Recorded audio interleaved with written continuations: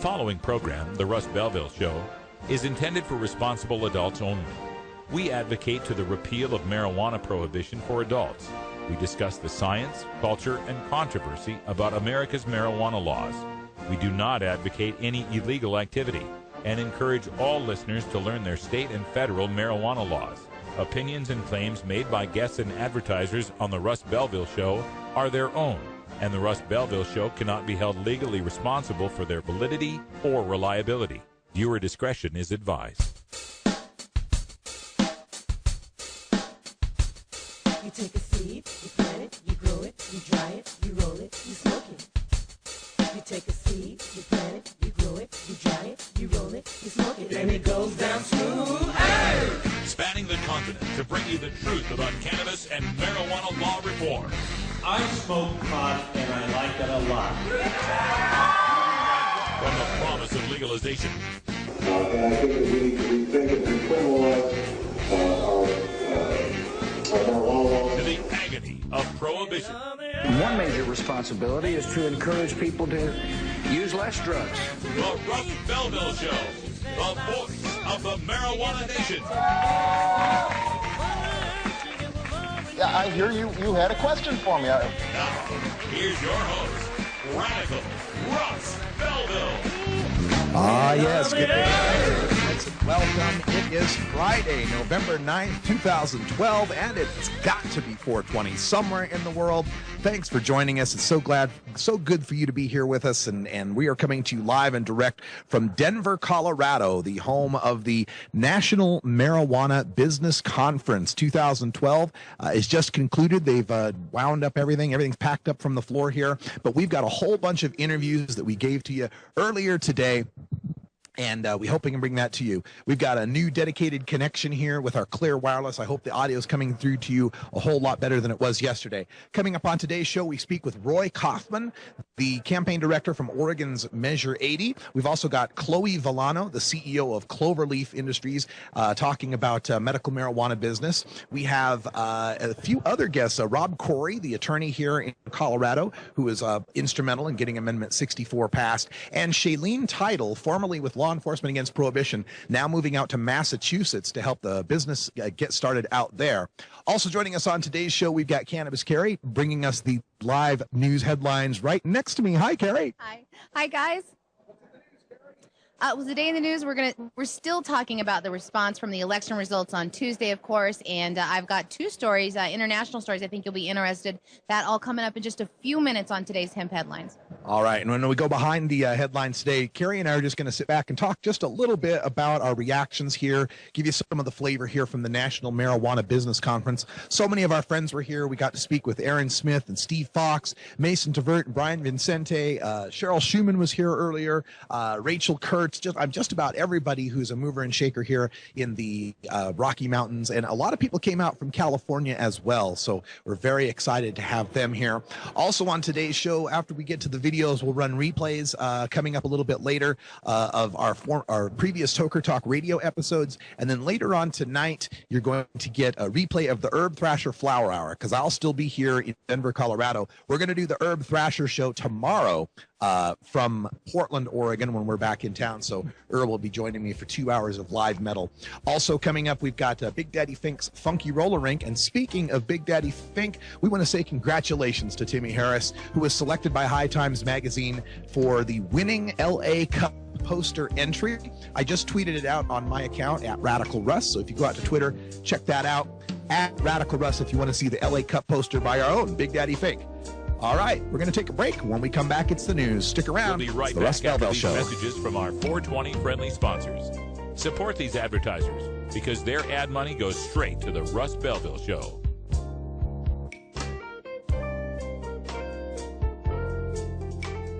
You're tuned into the Russ Belville Show, the voice of the marijuana nation.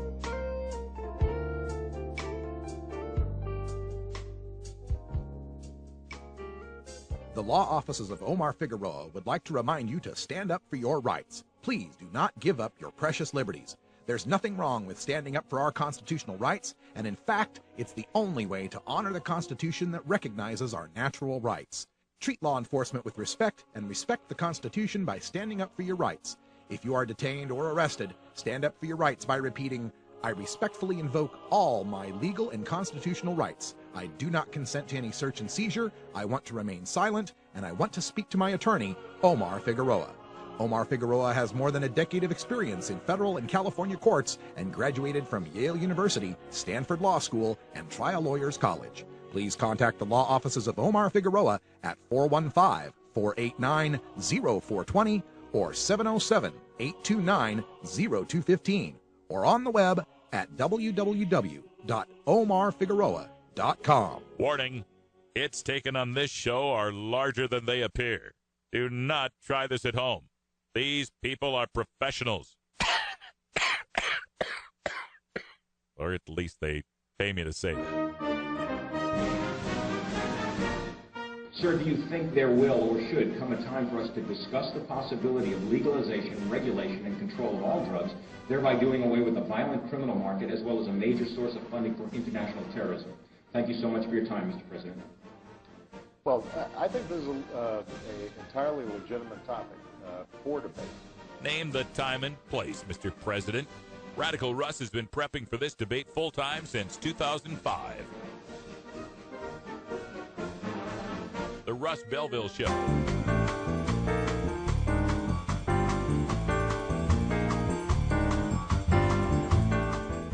And now it's time for your 420 headline news with our news director, Carrie Gallagher. Thank you, Russ. Here at the Russ Belville Show, we have been monitoring the print media since the election to see what is being printed about the historic passage of legalization laws in both Washington and Colorado. Many journalists have been taking the time to comment on marijuana tourism and how it might affect those states, since not only residents in Washington and Colorado would be able to enjoy legal marijuana, but visitors to those states would be as well. Washington State has already experienced cannabis tourism. Every year, people from all over the country visit Seattle for Hemp Fest, a festival attended by hundreds of thousands, but it only lasts for 3 days.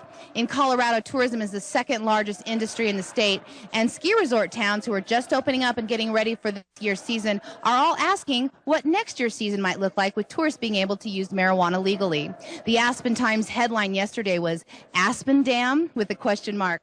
The article discussed marijuana tourism and how it might affect their particular ski industry. I have actually spoken to 2 dispensary owners who reported the same thing, that on Wednesday, the day after the election, they both got numerous calls about the new law from out-of-staters looking to plan a vacation. But not everyone thinks that it will bolster the industry. The CEO of Visit Denver, a travel and tourism bureau, thinks that it will detour tourists and business visitors. Richard Schaaf said that by way of a statement from from the bureau, that Colorado's brand will be damaged. But much like the law itself, everyone is taking a wait-and-see approach. The newly passed marijuana law in Washington and Colorado has citizens and lawmakers asking what's next, and we aren't the only ones. Reports are that Mexico's president-elect Enrique Peña Nieto and his incoming team are scrambling to reformulate their drug strategies in the wake of the U.S. incoming laws. One senior aide called the U.S. elections a referendum that changes the rules of the game. Peña Nieto said that it's too early to know what Mexico's response will be, but that members of his incoming administration plan on discussing the issue with U.S. President Barack Obama and his congressional leaders in Washington in a meeting scheduled for later this month. Mexico has spent billions of dollars each year, along with billions in U.S. aid, to confront the violent drug trafficking cartels that threaten security to their country, but sell their wares in the U.S. Almost 60,000 Mexicans have been killed in drug-related violence, and tens of thousands have been arrested and incarcerated in our neighbor to the south. The drug violence and the militarized state response to narcotics trafficking and organized crime have consumed the administration of outgoing President Felipe Calderon. The leader of Peña Nieto's party in Mexico Congress says that the legalization of marijuana in a few states has forced them to think very hard about their strategy to combat criminal organizations, since the largest consumer in the world has liberalized their drug laws. Peña Nieto's top advisors say that his boss does not believe that legalization is the answer for Mexico, but that all strategies must be reviewed in light of the U.S. legalization vote. And also going out of our borders in our last story, in Uruguay, possession of personal amounts of marijuana are not penalized. Now, this is just short of legalization. With the definition of personal amounts left up to an arresting officer or the courts, less than a few ounces of marijuana are mostly allowed in the country, although police do not tolerate sales of cannabis. But But Uruguayan President Jose Mujica has been pushing a legalization plan that includes the government taking over the sales of the current marijuana black market. President Mujica has now announced that his government will grow up to 370 acres of cannabis for sales in certain stores.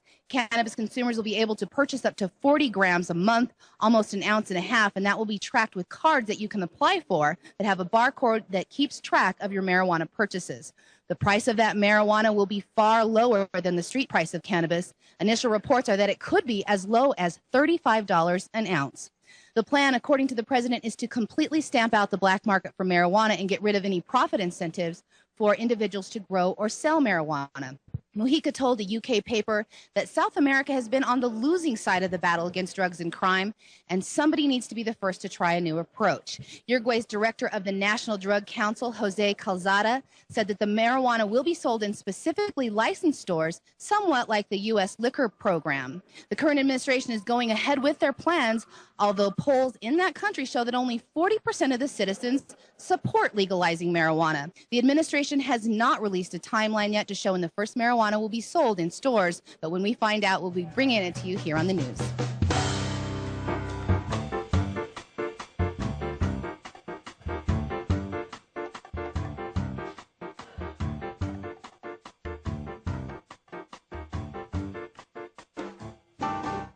And this is Carrie Gallagher for the Russ Belville Show, coming to you live from Denver, the first state to legalize marijuana in the U.S. And that's your hemp headlines for this week. And we will see you on Monday. Thanks, Carrie. And when we come back, we're going to go behind the headlines. And the headline, of course, this week is Colorado and Washington legalizing marijuana. Carrie and I are going to talk about that a little bit. We'll take a 20 after break, get some Rockin' Friday tunes, and then videos from the National Marijuana Business Conference. It's the Russ Belville Show. Stick around.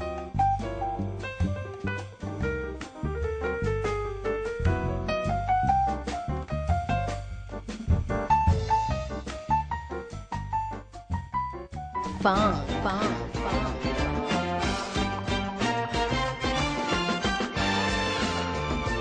What's happening, cool cats? This is Big Daddy, and I want you to cruise on over to the Funky Roller Rink. We'll be grooving all night long. Doors open at 11 Eastern, 8 Pacific, every Thursday night, right here on RadicalRuss.com. Funky-licious.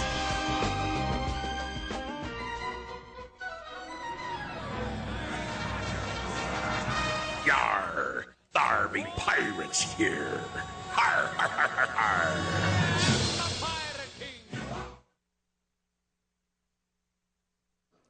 All right, welcome back. Russ Belville Show here, and it is 13 after the hour. We're going behind the headlines today, and of course, the headline that we're all talking about, we're all so excited, is Colorado and Washington State legalizing marijuana, and it's just been an amazing time for us, and we're getting all close together so we can talk about this.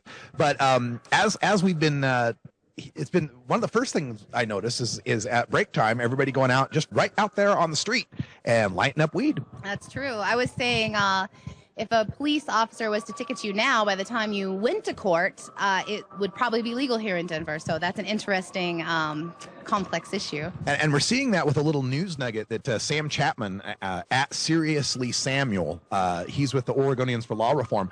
Some of you also saw this as well, that King County, the prosecutor there in King County, Washington, and that's the most populous county, the urban county that Seattle is located in. King County has dropped 175 marijuana possession cases in response to the legalization. And so that just shows you that this is already having an effect, even though the law doesn't go into effect until December 6th. Yeah, we think. We think. That's right. And here in Colorado, the word is that the law goes into effect. Rob Corry, and you'll see him on the interview coming up later on the show, but Rob Corry, the attorney here, he thinks that the possession part is legal now, although he still says, be careful until the governor actually signs this thing. That's when it's really legal. And I guess the latest possible date is like January 5th. Right. I think they said that on the news last night, that if they could get the votes, actually have to be counted and verified still, even though we do have the preliminary election results, until they're ratified. It's still kind of a question mark. So we don't even know who's president yet. Just kidding. We do. But it's really exciting here, and you could just see like the permagrin on everyone's face here in Colorado, and the sense of pride that they were the ones to finally do this and to finally get marijuana legalized in the United States of America. Of course, also our friends in Washington State have done so as well. And now we're seeing that pressure in Washington State starting to have an effect in our home state of Oregon, where the Oregonian, our state's largest newspaper, came out with an editorial after the election saying that the legislature needs to look at legalizing marijuana because we're not going anywhere. We're going to continue to do this in 2014 or 2016. And the word I've heard here from some of the national leaders that have been here is that they're really looking hard at 2016. They want to do it during a presidential election year. So there's that threat. There's the threat of, if the legislature doesn't do something, we will dump a big load of money in Oregon in 2016 and get something that maybe they don't like. Well, I think it's pretty obvious that from this point on, at least in the ballot initiative states, and especially the ones that have active medical marijuana programs, that they will be pushing for a ballot measure to legalize in every state, in every election. We're just going to keep doing it. We're just going to keep spending money until enough voters vote yes. So I've actually also heard that talk about them legislatively passing legalization. A lot of people here in this industry trade show that we're actually attending right now are from California state in the dispensary business, and they've heard the same rumblings that possibly the California legislature is going to pick this up, because they know that California will get that on the ballot in either 14 or 16, and maybe they'd like to have a little more control over the market and what the tax rates will like. So that could happen, that finally the legislators are going to have to go ahead and answer this. Yeah, and I can't imagine, I really would like to get some feedback and response from the people on the borders of Idaho and Washington. If you don't know, the University of Idaho is in Moscow, Idaho, very big party school, and just across the border is Spokane, and it's going to be legal there, and you have all these college kids going back and forth. Or the borders between Colorado and Wyoming, or Colorado and Kansas, or there's all these border towns. You remember Jackpot, Nevada? It's gonna be like Jackpot. There's be border towns with nothing but a weed store. Right. Every town that you drive into in Las Vegas or in Nevada, no matter how teeny tiny, and all of those border towns are teeny tiny, have casinos, because people from out of state go right to the border. They want to gamble. They're right there. That's definitely happening. This marijuana tourism story that I did, that is big news everywhere. I've seen many people speculating on what that means. Most people think it'll bring more money. There's lots of funny articles about it, especially being from Denver, Mile High, Rocky Mountain High, Aspen Dam. Well, wasn't there also, I think I saw a headline coming out about ski vacations, ski and bong vacations? Right. There's a ski industry magazine that put out that they were looking into possibly having smoking lounges in some of the ski lodges. Now, smoking is already almost legal here. There's a few cities. Breckenridge is pretty legal. Breckenridge they completely decriminalized it. And what they do is they take miners' cabins and they move them so they're just off the ski runs here. So skiers have a place to medicate. We don't have to call that medicate anymore. To smoke pot while they're out there skiing. So it's almost legal anyway, but now they'll probably be bringing it into the ski lodges. They'll probably be catering to the tourists that really want to come here and ski and partake in legal marijuana. You'll probably see vacation packages that include your ski condo that comes with an ounce of weed in your ski condo ready for you or rolled up for you. So the possibilities are endless. There's also talk, because we're at an industry trade show, so there's also talk about the restaurants in Denver, specific cannabis restaurants where you go in and it's just cannabis-laced foods. Instead of a bar, more of a restaurant or social type place. So the business potential is crazy. And that shows you by like this trade show that we're out right now. I was looking at the schedule earlier. They're covering how to be profitable in this state, how to get through the murky market in California. Accountants, I guess we've been reporting for a long time about how difficult banking is for dispensaries and marijuana businesses in general. Accountants are a hot commodity here.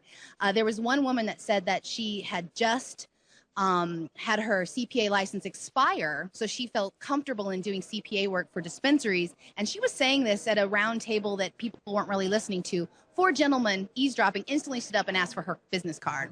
And when she said that, I looked up CPA Practice Advisor, one of the trade magazines for CPA accountants, just put out an article today, and it'll be in their next month's print journalism, called is marijuana taxation a new market for accountants? Well, I guess the answer would be yes. Yeah, so all of these ancillary markets are opening up, and the business people here are really excited about it. The reaction that we're seeing activism-wise, you know, countries like Mexico are going to start saying, you know, why are we bothering sending the troops up into the mountains? What's the point? Hey, that sound means we got to take a break. It's 20 after, and it's legal. Mile High City. It's completely legal here. We're going to go smoke some legal weed. It's our constitutional right. We're going to get high a mile high. Be right back. Oh, have you ever met that funny reefer man? A reefer man. Have you ever met that funny reefer man? A reefer man. If he said he swam to China, he would sell you South Carolina. Then you know you're talking to that reefer man. Funky, licious. Oh yeah, that's right. Grooving, keeping it mellow here at the Funky Roller Ring. So join me, Big Daddy, every Thursday night. The doors open at 11 Eastern, 8 Pacific, baby. Oh yeah. Yeah. Groove on. Groove on.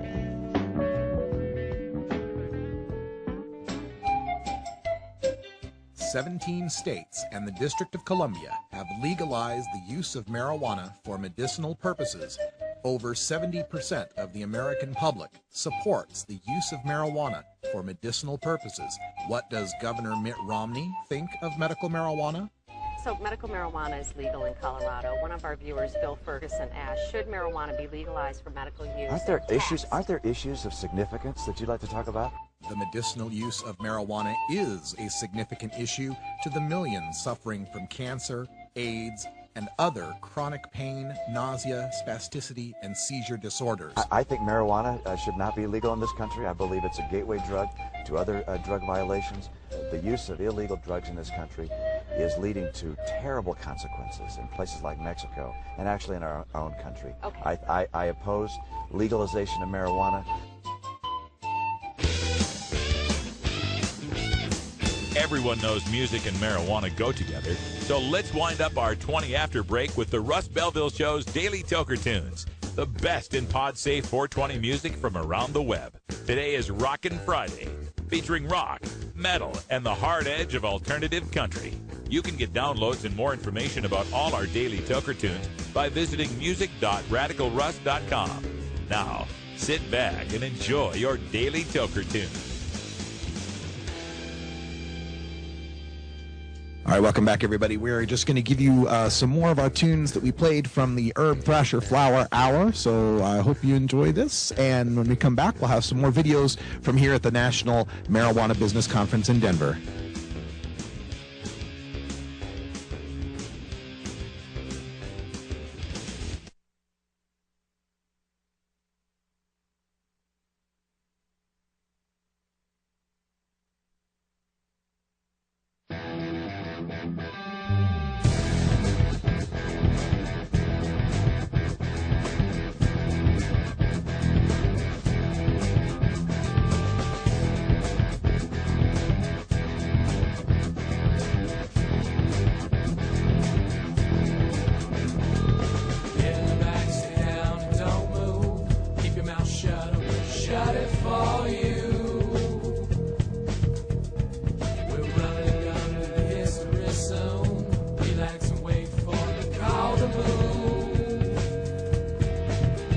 Suffering the consequences of a conscience is an affliction that we cure through a conflict. Burning flames of the war get higher, fuel the need for a mighty desire. This isn't about race or wealth or insatiable gain. It's about what's wrong in the system of a drain. Keep the room until you see the light. Stand up, stand back, and get ready to fight. Stand up, stand back. Get ready for the call. Stand up, stand back. Get ready for the call. Stand up, stand back. Get ready for the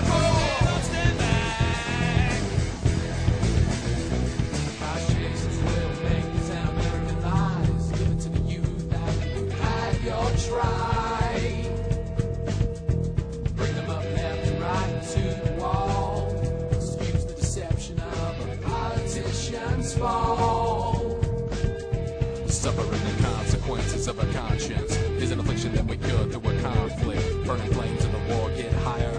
Feel the need for a mighty desire. This isn't about race, wealth, or insatiable gain. It's about what's wrong in the system of the drain. The moment till you see the light. Stand up, stand back.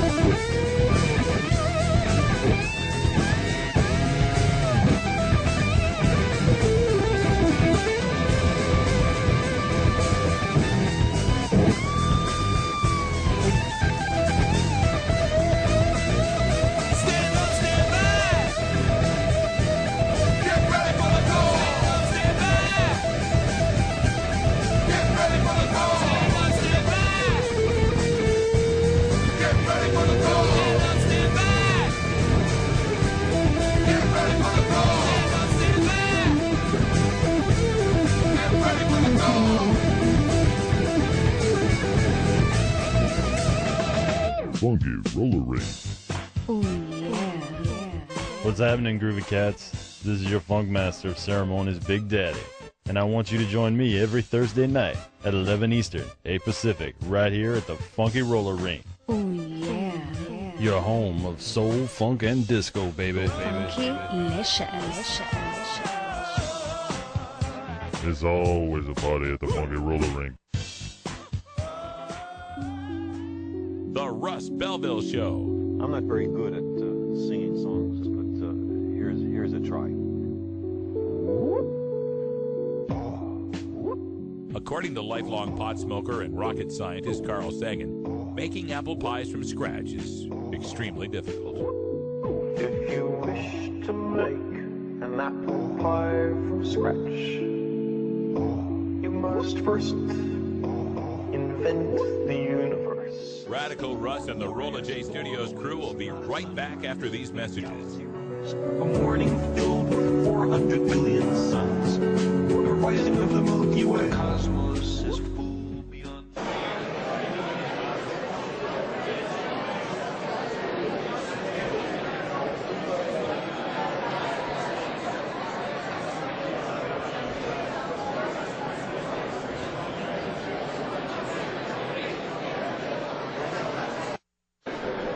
Hey folks, if you followed my show for any length of time, you've heard our Cops Say Legalized Drugs segment, and the person who made it all possible is right here. It's Shaleen Title, formerly with LEAP, but currently with Vicente Cedarburg, LLC. Correct? Correct. All right, fantastic. So what are you doing with this law firm, and what's next for you? This is a really historic week, Russ. Thank you to you. Thank you for all of your viewers for making this happen, everybody in the last 40 years that have worked on this. What I'm doing is I'm with Vicente Cedarburg, LLC, which is the nation's first national medical marijuana law firm at this point. And we are based here in Denver. We've helped hundreds of dispensaries get off the ground and be compliant. And we want to help other states learn those same lessons that Colorado has learned and do the same best practices that those great businesses in Colorado do. So next week I'll be opening our office in Massachusetts. Right. Yeah, we won there with 63%. And people who want to know more about what's going on in Massachusetts, they can go to our website, massmedicalmarijuana.com, and I'm happy to answer any questions that people have about what's going on there. All right, so you said national law firm, so obviously you're in Colorado now, in Massachusetts. Where else? So those are where our offices are. We've also helped clients in Arizona, New Mexico, California, Oregon, all around the country. Oh, all right. So here we are. This is the National Marijuana Business Conference, and so what are some of the business questions people ask you guys, at Vicente Cedarburg when they're trying to get into this? Yeah, a lot of the questions are the same as what any other business would have. But obviously, when it's medical marijuana, you have your own distinct set of concerns. So what kind of entity do you want to form? Partnership, LLC, corporation, profit or nonprofit? And then you have to look at your board of directors, and then you have to be smart and get police officers and doctors if you can. And then, there's questions about just fitting into your community and making sure that your neighborhood likes having you there. There's so many dispensaries in Colorado that are really successful, and in California as well, in Oakland too, where, you know, they help pick up garbage around town, they give money back to the community, and that's the kind of businesses that we want to help form in Massachusetts too. When I think about the people that might get involved in starting one of these businesses in a medical marijuana state, I kind of mentally, and I might be wrong on this, but I mentally break it down into two camps. One would be people who've already been involved with marijuana and growing for a long time, but they need to learn business. And on the other side, business people have been doing business all their life, and they say, oh, big opportunity in marijuana. What's the ratio? Is it more of one than the other, or am I even You're absolutely right. You know what? I think it's about 50-50. Yeah? We've been getting so many of those. And also, I love hearing from recent grads, too, you know, that are just trying to figure out how to get started, and Like they're new so MBAs passionate. Yeah, new MBAs, people maybe who have grown in the past, and they're ready to make it a legitimate operation. Yeah. And then, yeah, also we get a lot of business people, and they're sometimes really surprised when they hear about how different medical marijuana is than other industries. Sure. When they get interested in this, obviously, a lot of people are going to see the dollar signs and go, oh my gosh, it's a growth industry. But of course, there's still the sword of Damocles hanging over our head, the federal, Schedule 1. How many people, when they first, they're all excited to come to you to start a business and go, well, you could go to federal prison. How many does that deter? Well, I think most people, you kind of have to have a certain personality, you know. They're kind of self-selected people. They're ready to take big risks. So it doesn't shock anyone. It doesn't shock anyone. Obviously, it's the first thing we say is just so you know, this is federally illegal. But, a lot of people that come to us, most of them actually, they're brazen. They're ready to bring something new. That's awesome. So the website again is massmedicalmarijuana.com. And Shaleen with Vicente, Cedar Big LSC. You want to get something started, give these folks a call. Don't try to reinvent the wheel. They've gone through all these troubles. They've done all the road bumps and everything that can happen, speed bumps that can happen. They've been through it. So get the experts. Shaleen, thanks. Thank you so much, Russ.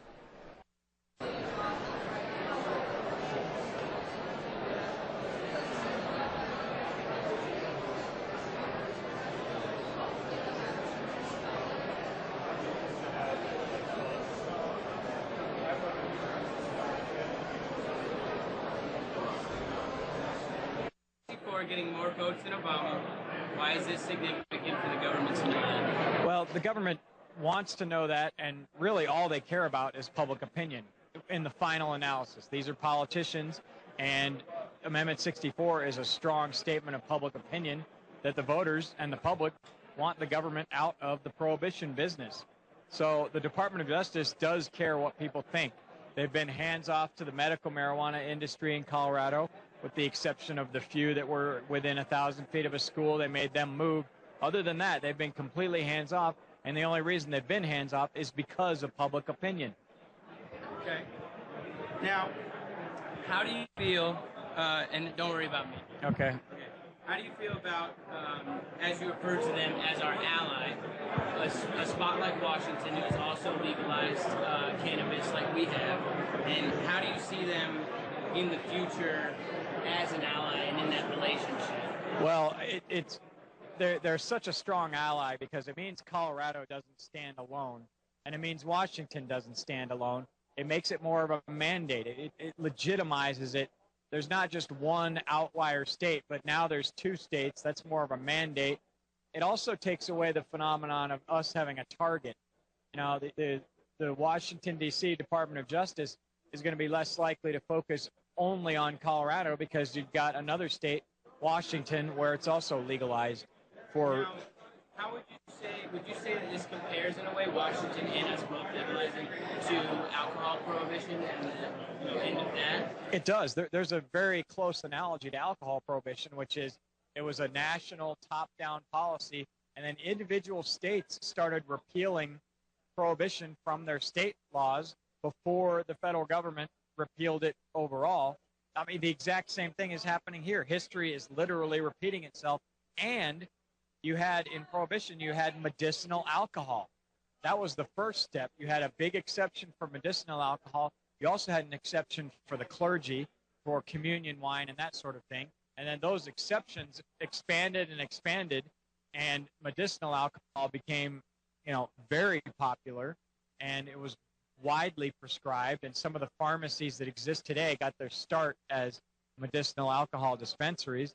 And then states decided to start repealing it, and eventually the whole prohibition edifice, the failed prohibition experiment, went away completely. But it was the states that pushed it first. Okay, so do you see other states following us and jumping straight to a legalization type of regulation, or do you think everyone will have to take that step from medical to? I think it'll depend on the state. In many states, medical marijuana are the shock troops. They get people used to the idea of retail marijuana shops or people using marijuana legally. And then, as you see in Colorado and Washington, once medical plays itself out and people realize the sky is not falling, then you can follow up with legalization. That said, however, there are some states that could have gone straight to legalization, and I think Massachusetts is an example of that. Massachusetts has one of the highest rates of marijuana use in the country of any state, and they just legalized medical a few days ago, this election. I think, and they did it overwhelmingly. I mean, it was the vote was a landslide. Massachusetts probably could have gone straight recreational, but for whatever reason, those behind the movement decided to start with medical. But I think there must be other states that could probably go straight legalization. And I think what you'll see are these other states are going to be looking at Colorado and Washington. They're going to be seeing the revenue that our states are going to be gaining. They're going to be seeing how our economies are being saved by this. I mean, this could help save America's economy, literally.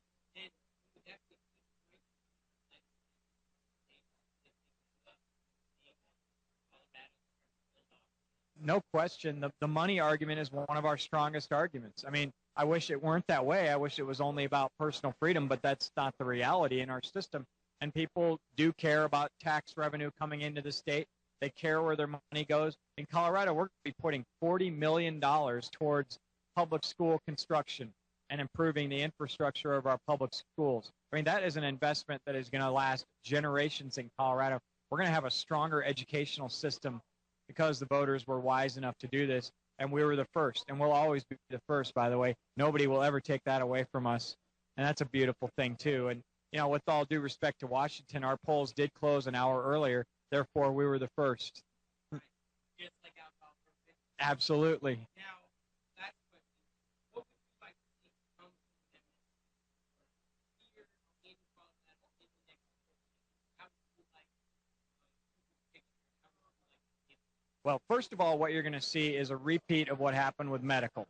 Because right now, every citizen in Colorado, or even people who aren't from Colorado, have a right to possess and grow marijuana for personal use.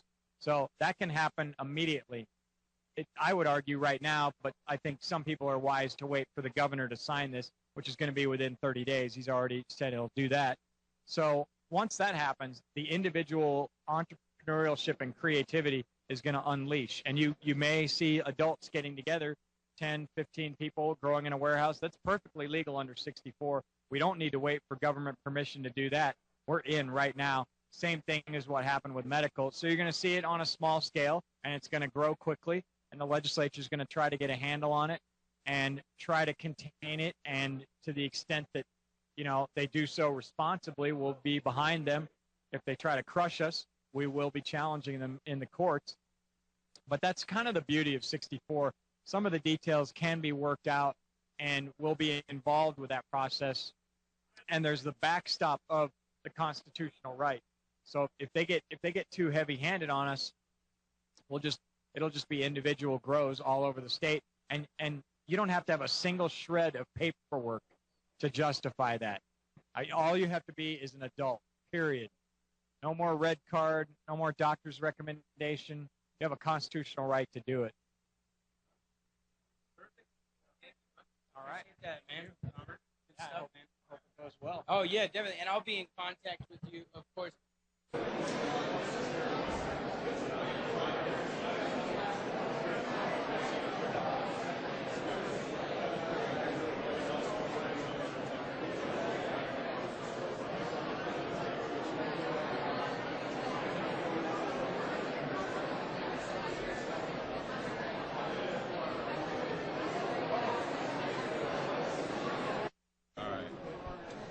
here with Roy Kaufmann, the campaign director for Measure 80 in Oregon, and we're here at the National Marijuana Business Conference, Day 2 in Denver, Colorado. How you doing there, Roy? You know, this is an incredible gathering. I mean, I was really looking forward to this conference as much as I was looking forward to the campaign ending and Election Day coming and going. I've been really excited about this conference. It's been an incredible gathering of activists and entrepreneurs and just really passionate people. And what's exciting about this industry is it's a movement and an industry. It's an emerging industry and it's a growing movement. And the people who are in this industry are doing this because they're passionate about the issue, they're passionate about the product, but they have to be activists as well as entrepreneurs. And there's not a lot of industries where you have to be an activist as well as a successful business person. But what we heard this morning, we heard from Aaron Smith from the National Cannabis Industry Association, what we heard from Steve D'Angelo, which I think was really the most amazing presentation of the entire conference, was the need for people to be involved, to be politically engaged, some of the risks that are coming up and some of the huge opportunities politically and economically that are coming up. And I think that I'm just so excited to see where this conference will be, both geographically and as an event next year, in 2 years, and 3 years, because I think the kinds of people that are engaged in this issue now, where this movement is going, the sky's the limit. And I also know that it's going to take a lot of concerted effort, a lot of work, a lot of thoughtfulness to overcome some of the obstacles that we heard about this morning. Yeah, it seems to me, with legalization passing in Washington and Colorado, we're getting a new dynamic, and that is, for the longest time we had activists working for legalization on a civil rights kind of thing. That they know a lot about marijuana and a lot about the law, not so much about business. Right. But now we got business people interested in it, but they don't know a whole lot about marijuana and the Right, law. right. So how do we reconcile those two sides? Is that what we're discussing here? Yeah, I think that's part of it, certainly. I think, this movement was born of activism. It was born of activists who got engaged politically. And I think that we're evolving into a more mature movement that is going to pull in the kinds of professionals from across the spectrum that see the opportunity in this industry and see the opportunity for this issue. I also think it's important, when Steve D'Angelo closed his presentation this morning, he said, look, we're growing, we're very excited, people are paying attention, they're tuning into this movement. Colorado victory was really the vote heard around the world, and that's a totally true description. But we must not forget why it is that people are involved in this industry and what it means to be a cannabis advocate or a cannabis entrepreneur. I think that every industry, as it's growing, will have its early adopters, its true believers, and then the people that are just there to benefit from the economic growth of an industry. And I think we need both. We need people who come into the industry as successful entrepreneurs and help to mainstream the products, mainstream the issue, make it a consumer brand, if you will, like Elixir, Ales, and Dixie products. It's a very consumer brand feeling venture. So we need both. But we absolutely need the people who are engaged, regardless of whether they were activists or not, or whether they were entrepreneurs from a different sector or new to the issue. We need them to be politically engaged. We need them to support NCIA. We need them to support MPP, Marijuana Policy Project. We need them to support the DPA. And these are the kinds of groups that have been fighting this issue. And there's going to be more fight than we can handle on our own. We're going to need new resources, new donors, new activists on the ground. So that's personally why I'm so excited about where this movement is going. This is our first chance to talk to you since election night. Everyone here in Colorado is excited because they passed legalization. I was in Seattle, they passed legalization. Right. People here are offering their condolences to us for Oregon, but I'm actually pretty thrilled with the way our vote turned out. What are your thoughts on the election? Yeah, I think we got, last numbers about 46%, maybe inched up a little even further with Multnomah County ballot returns coming in late. I think 46% is a solid showing. It's an improvement from Measure 74, which was at about 44%, I think. So it shows this momentum, but it also shows that we need to learn lessons from what happened in Colorado, how the measure was written in Colorado, a little bit of lessons to be learned from the Initiative 502 in Washington, maybe not about the structure of the measure, but about how the coalition was built and how the message was rolled out and how the funds were brought in, because they spent years building that, and it showed. It showed in the success that they had. 55%, 56% win margins. That's a mandate. That's not just eking by. That's a mandate by the voters. So I think we should be proud of what we've done in Oregon. We should absolutely be looking at what do we need to do next in Oregon, whether it's expanding the understanding, expanding the definition of the medical marijuana program, looking at a legislative approach for legalization and taxation and regulation. The Oregonian had an editorial just yesterday or 2 days ago calling on the legislature to take up the issue of marijuana legalization, which we were glad to see. So there's opportunity there for real growth in Oregon, but it's going to take a coalescing of forces, and it's going to take sort of a shared vision of where we want to go next, so that we don't have another, almost there but not quite there experience in 2 years or 4 years. The two victories, Washington and Colorado, kind of provide an interesting spectrum of, Colorado allowing for home grow and not adding DUI, whereas Washington was more conservative, added a per se DUI and right. no home grow. Do you anticipate Oregon coming in somewhere between those? Or? I think that's exactly what we should be looking at. I think it's too early to say, and maybe Colorado, maybe Washington will do some post-result polling and get a better sense of, well, did the limited home grow help them pick up a couple of points? Did the nanogram testing level in Washington help them pick up a few points? Did it make up for the points they lost among the medical marijuana community that was so opposed to a specific 5 nanogram level? So I think there's definitely some more information that we need to gather before we know what specifics helped Washington and Colorado, but I think there's no doubt we need to be looking at those initiatives and learning from what they've done, both the statute measure itself and the execution of a successful campaign. Some of the national representatives I've talked to here at the conference have said 2016, and everyone I know in Oregon says 2014.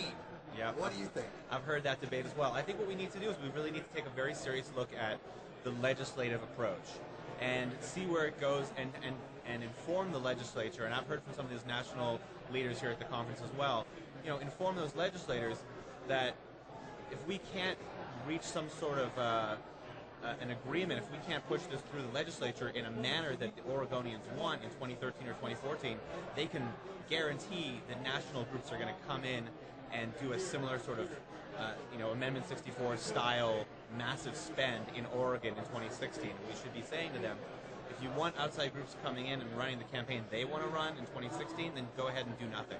If you want say over how this is going to come out, then work with us now. And I think that's a really incredible position to be in. We have, folks like Oregonians for Law Reform. We have ASA on the ground. We have Oregon Normal. We have, all the people that were involved in Measure 80. We have an incredible group of activists. We need to be able to bring them together in a way that says, 46% was a solid showing. We have the opportunity, but we have to seize the momentum now, otherwise we're going to lose it.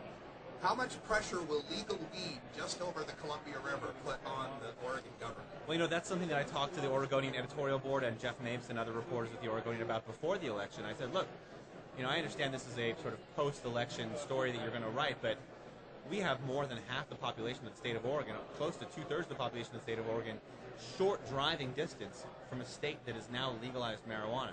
So I don't know how Oregon wants to address that in a practical manner, but I can tell you that the average person, when I walked out of election night party and I heard strangers walking by saying, hey, marijuana's just gotten legalized in Washington, and their first comment was, oh man, I'm going to Vancouver. I mean, and that's for people who are from Portland, that is a short drive from Portland to Vancouver. So that's a very real issue, and that's one of the reasons I think that the legislature needs to look at this in a very serious manner, because if they don't want to address the issue of legalization and taxation in Oregon, they're going to have a very real phenomenon of people driving into Washington and spending their money there, and Washington getting Oregon taxpayer money. And as much as we love the state of Washington, we really need that tax revenue in Oregon. So I think that's another force that's working on our behalf. Roy Kaufmann with the Measure 80 campaign. Do you want to give any contact information? Is there people you still need contacts or work together in the future? Yeah, absolutely. I mean, the easiest way to hit me is on Twitter. It's at Roy Kaufmann, RoyKaufmann.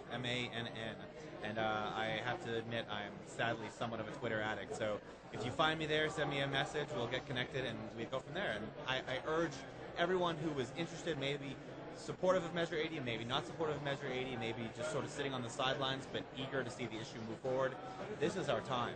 Our time is now to do something before we see the momentum shift to other parts of the country that are already gearing up for 2013, 14, 15, 16.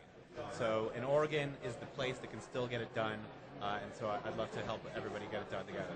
All right, thank you, Roy, for sitting down with us. Thank you for the opportunity. Appreciate it. So if you just want to introduce yourself real quick. Sure. I'm Chloe Villano. I'm the CEO of Cloverly Consulting. What we do is we specialize in business consulting, setup, licensing, and mergers and acquisitions of medical marijuana businesses. Currently, only medical marijuana businesses, since recreational just passed this week in Colorado. I also deal with, I've put the first hold on. So what role have you played In the business of medical cannabis? I've set up most of the businesses on the ground level with a lot of these attorneys. We share clients. I'm a specialist in the industry. So as a paralegal in the beginning, if all these local municipalities, they were developing these laws, and then the state was developing laws.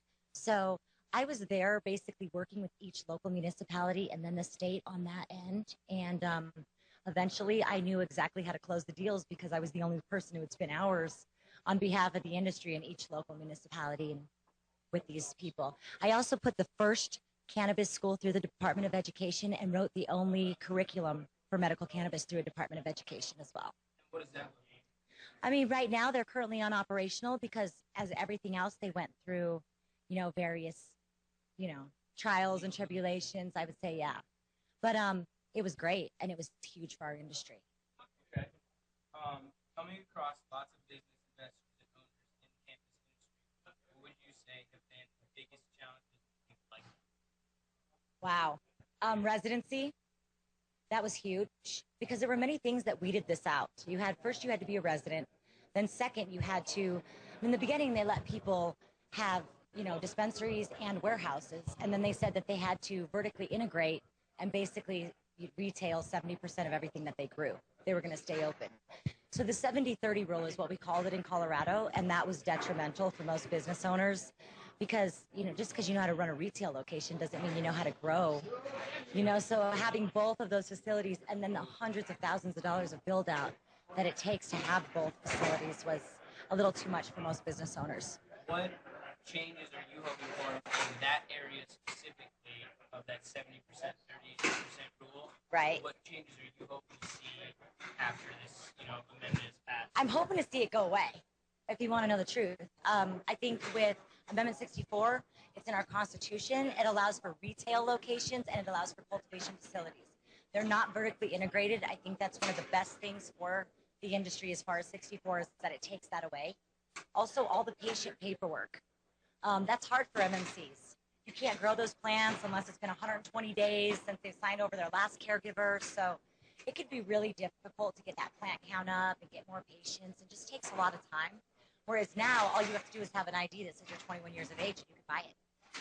Now, on average, how long would it take for those medical dispensary owners to go through paperwork and the hoops to get a facility that was correct in the terms of growing their 70% while also retailing their product?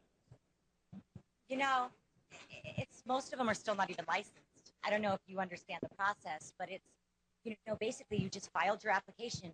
We had deadlines. We had July 1st, 2010 was the local licensing deadline for dispensaries in the state of Colorado. Then you had August 1st, 2010 was the state deadline. So if you didn't have your local paperwork filled out by then and then your state paperwork filled out by August, then you weren't licensed. And that slowly started, coming out as they went forward. Then, by September 1st, you had to have your bonds in place, things like that. So it kind of was something that each individual business owner just kind of, if the state said this has to be done, then they went out and got it done. And that process costs a lot of money. I mean, it was thousands of dollars to each local municipality, depending on where they lived and what the fees were. And then it was $5,000 for an application through the state, which is a lot of money as well. I mean, if you have 3 dispensaries, 1 manufacturing license and 2 OPCs, the infused are $1,250, the OPCs are $1,250, and then you have your dispensaries for $5,000, plus you have your local licensing fees. You could hit 20 to 50 grand like that, just in fees. And then your time. Yeah. 18 to 20 hours a day to build out 2 facilities, and then finally it starts. You know how it is. It takes a minute to get your crops going. Almost 3 crops, I think, before you're actually consistent, I would say. So now, stay with me for 1 second. We have all these- No problem.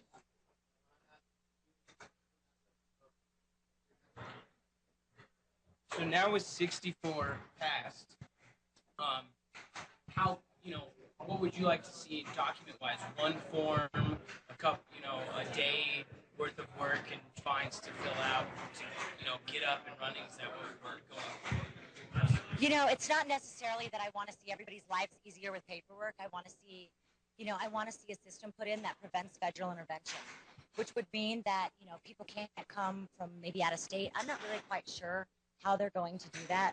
I think that the process is going to be developed in the next year as we go. And I know that the agency that's going to do it is going to be the Department of Revenue. So it may not be the current Medical Marijuana Enforcement Division. They may implement another division that deals with just regulated marijuana. Okay, and then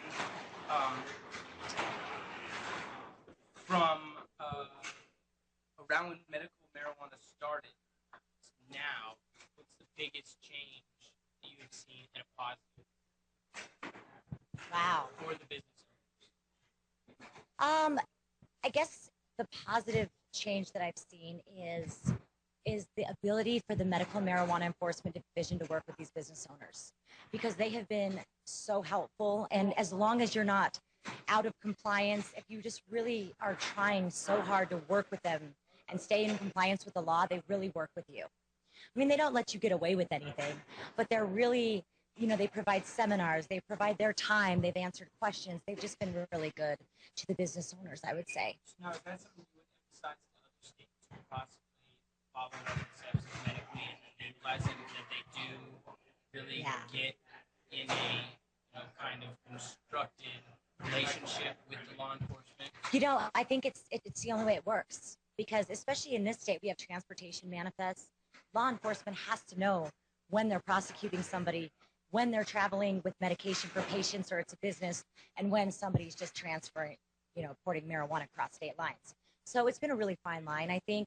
But every police officer, any law enforcement, agency that I've talked to says, no, we're actually, if you're in compliance, we're not trying to arrest business people. We're not trying to arrest patients. I mean, don't be scared.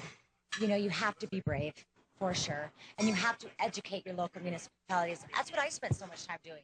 Really, that's what came of my business, is that I went in and I taught them, this isn't scary. This is the type of zoning they need. How are we going to write these rules so that way they're implemented to where it actually creates tax revenues for your city?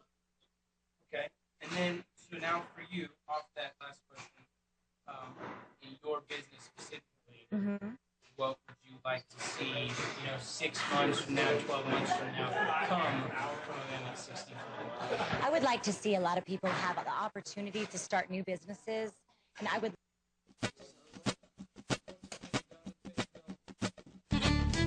Went to a good party just the other day. There was a lot of good folks smoking pot. I was there to play. We got a leader up in Ottawa, likes to get his own way. He's up there making laws to put them all away. Chill up, Steve.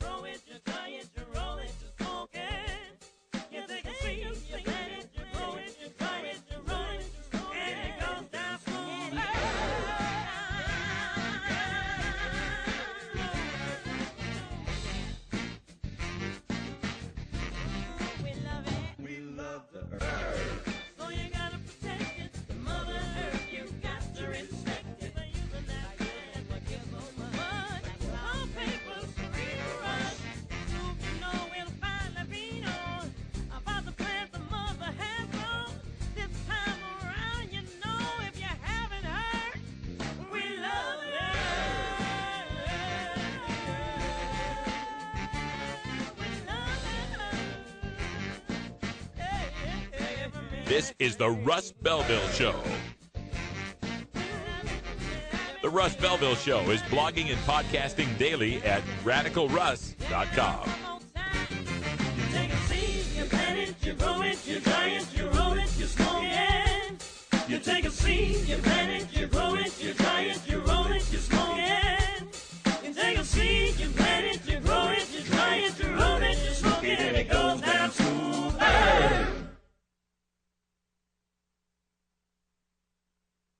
Marijuana laws. We do not advocate any illegal activity and encourage